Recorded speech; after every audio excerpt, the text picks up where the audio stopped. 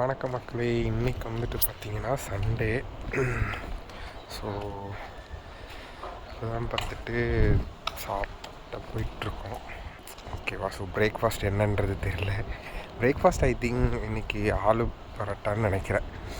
ஓகேவா? ஸோ ஏன்னா போன வாரம் சண்டே தான் நான் இங்கே ரீச் ஆனேன். மார்னிங் அளவு பரோட்டா தான் இருந்துச்சு. ஓகேவா? ஸோ இப்போ தான் போயிட்டு பிரேக்ஃபாஸ்ட் போயிட்டுருக்கோம்.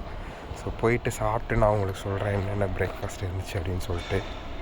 சண்டே மார்னிங் பிரேக்ஃபாஸ்ட் பார்த்துக்கோங்க மக்களே. வந்துட்டு ஆலு பரோட்டா தான். அப்புறம் ஒரு க்ரீன் சட்னி மாதிரி ஒன்று கொடுத்துருந்தாங்க. அப்புறம் நான் வந்து பட்டர் எடுத்திருக்கேன், எப்பவும் போல் சாலடு. அப்புறம் வந்துட்டு பார்த்தீங்கன்னா ஓட்ஸ் வந்துட்டு பாலில் மிக்ஸ் பண்ணி எடுத்திருக்கேன். மக்களே இன்றைக்கி வந்து சண்டே மத்தியானம் பார்த்துக்கோங்க. இன்றைக்கி சிக்கன் பிரியாணி.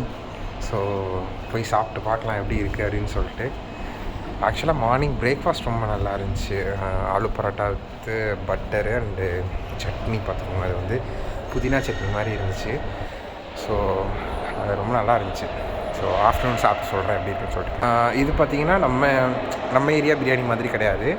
இது ஆக்சுவலாக என்னென்னா ஹைதராபாதி ஸ்டைல் பிரியாணி. ஸோ அது ஒரு மாதிரி வேறு மாதிரி இருக்கும். நம்மனா ஒரே மாதிரி போட்டு எல்லாமே மிக்ஸ் பண்ணி பண்ணுவோம். பட் இங்கே அது மாதிரி கிடையாது. இது வந்து ஹைதராபாதி ஸ்டைலு. மக்களே பிரியாணி பார்த்திங்கன்னா மாசாக இருந்துச்சு. கூடவே வந்துட்டு இதுவும் கொடுத்துருக்காங்க, அதாவது ஸ்ப்ரைட்டு.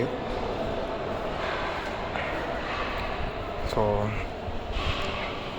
பிரியாணி ஹைதராபாதி பிரியாணி தான். ஸோ நல்லா இருந்துச்சு. அது ஆக்சுவலாக சொல்லப்போனால் ரொம்ப ஒரு மாதிரி மசாலாவும் இல்லாமல், மசாலா கம்மியாகவும் இல்லாமல் நல்லா மீடியமாக சூப்பராக இருந்துச்சு பார்த்துக்கோங்க. இதுதான் வந்துட்டு லஞ்சு. வணக்கம் மக்களே, சண்டே வந்துட்டு டின்னருக்கு போயிட்டுருக்கோம். ஸோ சண்டே டின்னர் மெனு வந்துட்டு சிம்பிளாக தான் இருக்கும்னு நினைக்கிறேன். போய் பார்த்துட்டு சொல்கிறேன் எப்படி இருக்குது அப்படின்னு சொல்லிட்டு, என்னென்ன பண்ணியிருக்காங்க அப்படின்னு சொல்லிட்டு. சண்டே டின்னர் வந்துட்டு இதான் பார்த்துக்கோங்க. சாலடு, அப்புறமா ஒரு தால், ரைஸு ப்ளஸ் அந்த தால் தான். அப்புறம் ஒரு உருளைக்கிழங்கு கிரேவி, ஏதோ வடகறின்னு நினைக்கிறேன்.